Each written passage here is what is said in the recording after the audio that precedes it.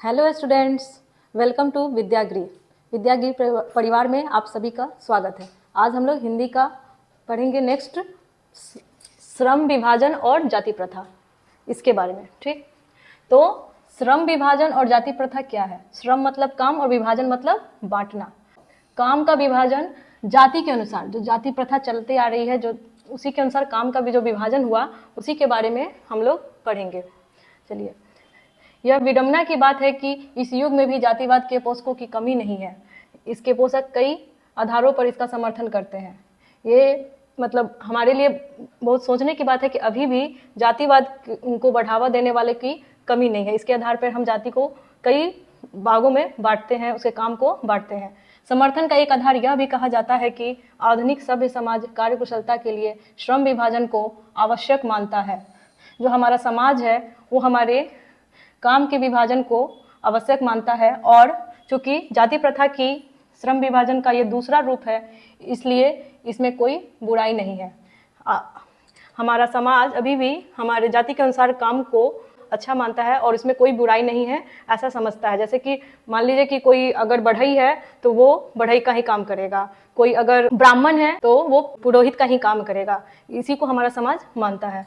इस तर्क के संबंध में पहली बात तो यही आपत्तिजनक है कि जाति प्रथा श्रम विभाजन के साथ साथ श्रमिक विभाजन का भी रूप लिए हुए है। मतलब हमारे काम के अनुसार जैसे हमारा अलग अलग काम है, तो वैसे ही हम काम करने वाले लोगों को भी अलग अलग रूप में बांट लिए हैं जाति प्रथा में। श्रम विभाजन निश्चय ही सभ्य समाज की आवश्यकता है, परंतु किसी भी सभ्य समाज में श्रम विभाजन की व्यवस्था श्रमिकों को विभिन्न वर्गों में अस्वाभाविक विभाजन नहीं करती। जो श्रम विभाजन है, जैसे हमको अपने हर बहुत सारे काम करने के लिए अलग अलग लोगों के, अलग अलग कैटेगरी वाले लोगों की ज़रूरत है। बढ़ई की ज़रूरत है, पंडित की ज़रूरत है, चमड़ा बनाने वाले जैसे जूता चप्पल सिलने वाले की ज़रूरत है। अलग अलग तरह के बहुत सारे कार्य जो हमारे जीवन में लगते हैं, उन सभी कार्य करने के लिए अलग अलग लोगों की ज़रूरत है। लेकिन जो काम जो अलग अलग लोग करते हैं, उनको उनकी जाति के अनुसार बांट देना और उनके उस काम को उनकी जाति के अनुसार ही करने को देना, और दूसरा काम वो नहीं कर पाए, ये सब के लिए अच्छा बात नहीं है। भारत की जाति प्रथा की एक और विशेषता यह है कि यह श्रमिकों को अस्वाभाविक विभाजन ही नहीं करती, बल्कि विभाजित वर्गों को एक दूसरे की उपेक्षा ऊंच नीच भी करार देती है, जो कि विश्व के किसी भी समाज में नहीं पाया जाता है। हमारे भारत में जो श्रम विभाजन होता है, इस वजह से ये हमारी जाति के लोगों को केवल दूसरे वर्गों में ही नहीं बांटती, बल्कि इस वजह से जो छोटा काम करते हैं या कम आय का काम करते हैं, उन लोगों को नीचे, जो ज़्यादा बड़े काम करते हैं, या जैसे कि समझिए कि जो हमारे कास्टेज में है कि जाति में है कि जैसे पंडित लोग, उन लोग को सबसे बड़ा माना जाता है, या राजपूत है, या बहुत सारे कास्ट हैं, उनके कार्य के अनुसार किसी को बड़ा किसी को छोटा माना जाता है, जो कि गलत है। तो दोस्तों, जाति प्रथा को यदि श्रम विभाजन मान लिया जाए तो यह स्वाभाविक विभाजन नहीं है, क्योंकि जाति के अनुसार हम किसी चीज़ को विभाजित नहीं कर सकते हैं, क्योंकि यह मनुष्य की रुचि पर आधारित नहीं है, यह हमारी रुचि पर आधारित नहीं है। जैसे कि हमको अगर कुछ भी काम करने की इच्छा है, हम तो ऐसा नहीं है कि हम जिस जाति में पैदा हुए हैं उसी जाति का काम करते रहें, और हमको दूसरा काम करने का मन है तो वो हम नहीं कर सके। ये जाति प्रथा इस मामले में सही नहीं है। कुशल व्यक्ति या सक्षम श्रमिक समाज का निर्माण करने के लिए यह आवश्यक है कि हम व्यक्तियों की क्षमता इस सीमा तक विकसित करें जिससे वो अपने पेशा या कार्य का चुनाव स्वयं कर सकें। अच्छे समाज में अच्छे काम को विकसित करने के लिए हम ये चीज़ मतलब विकसित करें कि कोई भी मनुष्य या समाज के लोग अपने कार्य की क्षमता के अनुसार काम को चुने, न कि अपने जाति के अनुसार अपने काम को चुने। इस सिद्धांत के विपरीत जाति प्रथा का दूषित सिद्धांत यह है कि इससे मनुष्य के प्रशिक्षण अथवा उसकी निजी क्षमता का विचार किए बिना दूसरे के दृष्टिकोण, जैसे माता पिता के सामाजिक स्तर के अनुसार पहले से ही, अर्थात गर्भधारण के समय से ही मनुष्य का पेशा निर्धारित कर दिया जाता है। जैसे कि मान लीजिए कि हमारे समाज में ये भी है कि अगर मेरे पिताजी इंजीनियर हैं, तो जब मेरी माँ गर्भवती होगी तब सब सोचेंगे कि ये जो बच्चा होगा वो भी इंजीनियर ही बनेगा। ऐसा जरूरी नहीं है, ये भी जाति प्रथा का एक गलत बात है। वो बच्चा को पूरी स्वतंत्रता होना चाहिए कि वो इंजीनियर बने या फुटबॉलर बने या क्रिकेटर बने या डांसर बने या सिंगर बने, ये सब गलत है। अगर जरूरी नहीं है कि अगर किसी के पिताजी मजदूर हैं तो बच्चा भी उनका मजदूरी ही करे, अगर किसी के पिताजी किसान है तो उनका बच्चा भी किसान ही बने। उस बच्चे को अपनी पूरी खुली स्वतंत्रता होनी चाहिए समाज में कुछ भी करने के लिए। जाति प्रथा पेशे का दोषपूर्ण पूर्व निर्धारण ही नहीं करती, बल्कि मनुष्य को जीवन भर के लिए एक पेशे में बांध भी देती है, भले ही पैसा अनुपयुक्त या अपर्याप्त होने के कारण वह भूखे मर जाए। ये जो जाति प्रथा है, ये अगर जाति के अनुसार हमारे काम को करने का मिले तो हम एक ही काम में हमेशा बंध जाए, भले ही वो काम हमको करने आए नहीं आए, हमको वही काम करना है क्योंकि हम उस जाति से पैदा हुए हैं। ऐसा नहीं होना चाहिए, नहीं तो हमको वो करने नहीं आएगा तो हम फिर भूखे मरेंगे। और अगर हमको अपनी जाति का काम करने नहीं आ रहा है, दूसरी चीज़ का काम करने आ रहा है, तो हम वो काम करेंगे तो हम अच्छा आगे बढ़ पाएंगे। आधुनिक युग में यह स्थिति प्रायः आती है क्योंकि उद्योग धंधों की प्रक्रिया एवं तकनीक में निरंतर विकास और कभी कभी अकस्मात परिवर्तन हो जाता है, जिसके कारण मनुष्य को अपना पेशा बदलने की आवश्यकता पड़ती है। और यदि प्रतिकूल परिस्थितियों में भी मनुष्य को अपना पेशा बदलने की स्वतंत्रता न हो तो इसके लिए भूखे मरने के अलावा क्या चारा रह जाता है। अब देखिए, बहुत ऐसा समय आता है जब मान लीजिए कि मेरे पिताजी किसान हैं, वो खेती कर रहे हैं, तो मैं भी अगर उनके अनुसार मेरे जो पूर्वज जो काम कर रहे हैं वही मुझे करना है, तो मुझे भी खेती करना है, लेकिन मुझे खेती करने नहीं आता है, तो क्या होगा, मैं भूखे मरूंगी। लेकिन अगर मुझे बच्चों को पढ़ाना आता है या और दूसरा काम करना आता है, तो अगर मैं वो काम करूंगी तो मुझे अपना रोजगार चलाने में मदद मिलेगी। वैसे ही कभी मैं कोई काम कर रही हूँ और वो काम बंद हो गया किसी कारणवश, या कुछ ऐसा अनुपयुक्त समय आया जिससे वो काम नहीं हो पा रहा है, तो उसके लिए भी हम अपने काम को बदलेंगे। लेकिन अगर हम अपने जाति के अकॉर्डिंग वो काम को करेंगे तो बदल नहीं सकते हैं, लेकिन ऐसा नहीं होना चाहिए। हर एक किसी को अपनी पेशा चुनने की अनुमति होनी चाहिए। हिंदू धर्म में जाति प्रथा किसी भी व्यक्ति को ऐसा चुनने की अनुमति नहीं देती है। लेकिन पहले क्या था कि हमारा जो हिंदू धर्म है उसमें हम अपना पेशा क्या चुनेंगे और कैसे चुनेंगे, इसको व्यक्ति की अनुमति नहीं था। जो उसके पूर्वज जो काम कर रहे हैं या उसके घर वाले या उसके समाज के लोग जो काम कर रहे हैं उसको वही काम करना पड़ता था, या उसमें वो करने आए उसको या नहीं करने आए। तो उसका पैतृक पेशा न हो, भले ही वो उसमें पारंगत हो। हमारे हिंदू धर्म की जो जाति प्रथा है वो हमें, भले ही हमें किसी काम में माहिर हो, निपुण हो, लेकिन जो हमारा पैतृक पेशा न हो उसे चुनने की अनुमति नहीं देती थी। इस प्रकार पेशा परिवर्तन की अनुमति न देकर जाति प्रथा भारत में बेरोजगारी का एक प्रमुख एवं प्रत्यक्ष कारण बनी हुई है।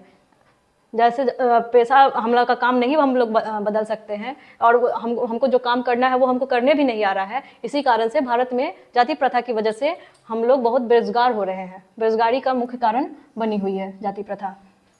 इस प्रकार हम देखते हैं कि श्रम विभाजन की दृष्टि से भी जाति प्रथा गंभीर दोषों से युक्त है।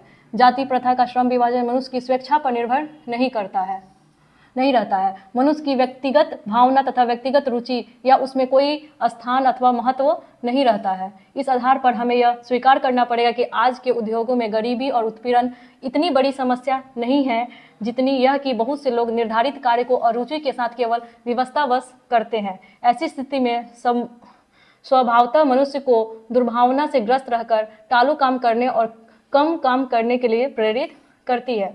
ऐसी स्थिति में जहाँ काम करने वालों का ना दिल लगता हो ना दिमाग, कोई कुशलता कैसे प्राप्त कर सकता है। तो अतः यह निर्विवाद रूप में सिद्ध हो जाता है कि आर्थिक पहलू से भी जाति प्रथा हानिकारक प्रथा है, क्योंकि यह मनुष्य की स्वाभाविक प्रेरणा, रुचि एवं आत्मशक्ति को दबाकर उसे अस्वाभाविक नियमों में जकड़ कर निष्क्रिय कर देती है। तो देखिए, अभी हम लोग जो यहाँ पढ़े, इससे मनुष्य को जाति प्रथा की वजह से अपने स्वेच्छा से काम नहीं कर पाता है। उसको जो मन है वो उसे करने नहीं दिया जाता है। जैसे कि अगर हम लोग को मन है कि हम अब पंडित सपोज नहीं है, अगर हम पंडित नहीं और हमको मन है कि हम पुरोहित का कार्य करें, तो जाति प्रथा के अनुरूप हमें वो कार्य करने नहीं दिया जाएगा। सबसे पहले पूछेगा क्या आप पंडित हैं?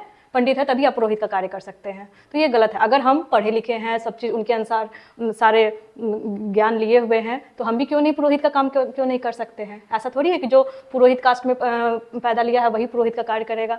इसकी वजह से बहुत, या मान लिया कि मेरे पूर्वज गाना गाते हैं लेकिन हमको गाना गाने नहीं आता है, तो हम जरूरी है कि हम भी गाना गाने वाले ही बने। हमको दूसरा काम करने को अच्छा लगता है या हम उसमें निपुण हैं तो हम वही काम करेंगे। ऐसा नहीं करने दिया जाता है और जाति के अनुसार लोगों को काम करने के लिए विवश किया जाता है। इसलिए मनुष्य अपना काम को कम काम करता है या व्यवस्था बस अच्छा से नहीं करता है, वहाँ अपना दिल दिमाग नहीं लगा के करता है। ऐसे मतलब काम कर रहा है, काम करना तो जरूरी नहीं, तो फिर खाना पीना ये सब कैसे चलेगा।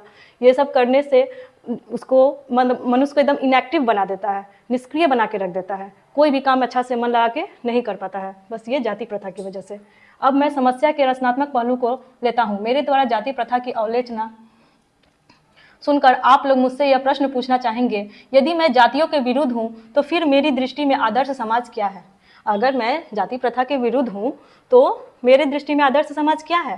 तो ये बता रहे हैं कि मेरा उत्तर होगा कि मेरा आदर्श समाज स्वतंत्रता, समता और भ्रातृत्व पर आधारित होगा।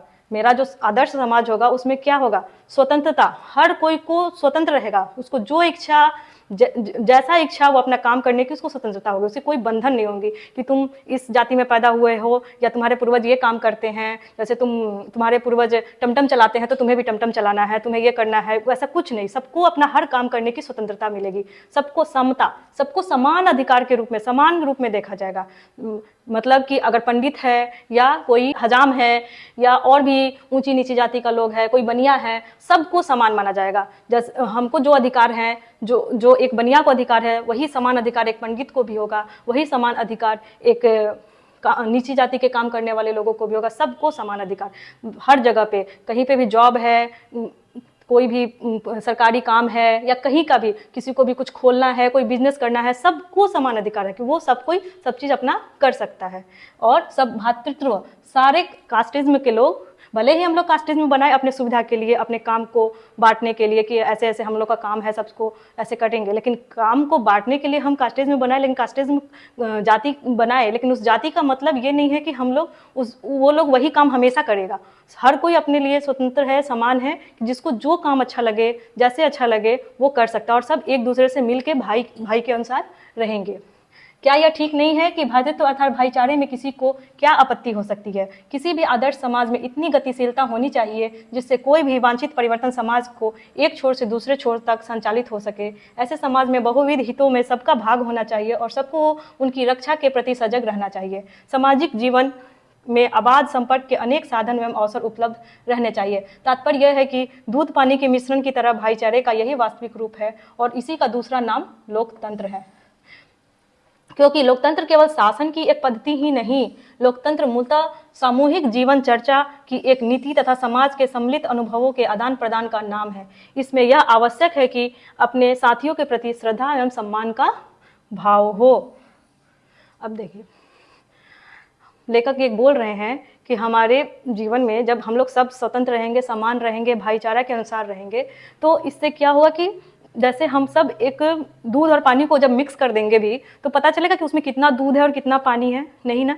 वैसे ही हम सब एक भाईचारे के रूप में एक दूसरे से मिल के रहें, एक दूसरे को समझ के रहें। यही एक साथ रहने का ही नाम है लोकतंत्र, जो हमारा संविधान बनाए हमारे भीमराव अंबेडकर जी ने, जिसने ये पाठ लिखा है जिन्होंने, तो उनका यही कहना था कि हम सब संविधान में, अपने लोकतंत्र में एक होकर रहें, एक जैसे काम करें, हर काम में हर कोई को सुविधा हो, अपने स्वतंत्रता के अनुसार अपना काम करे, अपने उससे मिले जुले और लोगों से बातें करे, सबसे बातें करने का सबको स्वतंत्रता हो, सब जगह आने जाने का, सब जगह रहने का, हर जगह पे, हर चीज़ पे जो भारत का है उस पर हर एक किसी का, सबका अधिकार हो, सबको एक दूसरे के समान माना जाए और एक दूसरे के प्रति श्रद्धा और सम्मान से रहना सीखा जाए। अब ये चैप्टर कंप्लीट हो गया। नेक्स्ट हम लोग इसका क्वेश्चन आंसर भी कर लेते हैं। तो आपके चैप्टर का पहला क्वेश्चन है कि लेखक किस विडंबना की बात करते हैं? विडंबना का स्वरूप क्या है? तो लेखक किस विडंबना के बारे में बोल रहे थे? लेखक विडंबना की बात कहते हुए कहते हैं कि इस आधुनिक युग में आज भी जातिवाद, ये जो जातिवाद का समर्थन करने वाले थे उस समय, जातिवाद का समर्थन करने वालों की कमी नहीं है, क्योंकि आज भी हम काम को जाति के अनुरूप विभाजित किया जाता है। उस लेखक बोलते हैं कि जातिवाद का बहुत लोग आज भी समर्थन भी करते हैं और हमारे काम को जाति के अनुरूप विभाजित भी करते हैं। ठीक है, दूसरा क्वेश्चन देखते हैं। दूसरा क्वेश्चन है, जातिवाद के पोषक उसके पक्ष में क्या तर्क देते हैं? जातिवाद के पोषक आधुनिक समाज में काम को कुशलता से होने के लिए जाति के अनुरूप काम को बांटना, जातिवाद के पोषक क्या समझते थे कि जाति के अनुरूप हम लोग काम को बांटते हैं, और जाति के अनुरूप काम को बांटने से क्या होता था कि जाति विभाजित करने को सही मानते हैं, जाति के अनुसार लोगों को विभाजित करने को वो लोग सही भी मानते हैं, और जाति के अनुसार उनके काम को भी विभाजित करने को जातिवाद के पोषक लोग सही मानते हैं। तीसरा, जातिवाद के पक्ष में दिए गए तर्कों पर लेखक की प्रमुख आपत्तियां क्या है? जातिवाद के तर्क में लेखक की आपत्ति है कि जातिवाद काम के साथ साथ लोगों का भी विभाजन कर देती है। काम तो बढ़ता ही है, लेकिन जाति के अनुसार लोग भी बढ़ जाते हैं कि वो ये काम करेगा, वो ये काम करेगा। अब जो छोटा स्तर का या कम काम, मतलब कम ये का वेतन का काम करता है, और जो अधिक वेतन का काम करता है उसको समझता है कि ये कम ही वेतन का काम करता है, तो हमेशा उसको दुख दो या उसको कष्ट में रखो और हम लोग अच्छा से रखें। लेकिन ये सब सही नहीं है। श्रम विभाजन हमारे समाज की आवश्यकता है, लेकिन किसी समाज में श्रम के आधार पर लोगों का विभाजन करना यह सही बात नहीं है। चौथा क्वेश्चन, जाति भारतीय समाज में श्रम विभाजन का स्वाभाविक रूप क्यों नहीं कही जा सकती?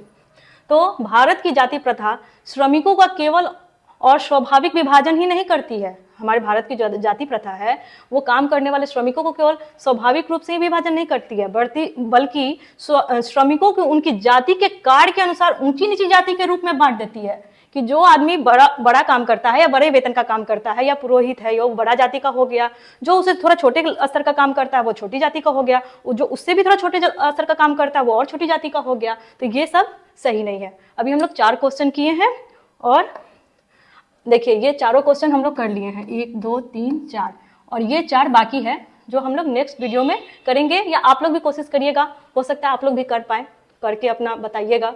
और नेक्स्ट वीडियो में हम लोग ये जो ग्रामर का पोर्शन है इसी से विलोम शब्द और ये पर्यायवाची शब्द ये सारा कंप्लीट करेंगे। जितना भी विलोम शब्द है और पर्यायवाची शब्द है इस सब के बारे में, और इस चैप्टर से जितने भी ऑब्जेक्टिव क्वेश्चंस आते हैं या आ सकते हैं उन सब के बारे में भी हम लोग बताएंगे। ठीक है, आज के लिए इतना ही। Thank you. बने रहिए विद्यागृह चैनल में। आप सबका बहुत बहुत धन्यवाद।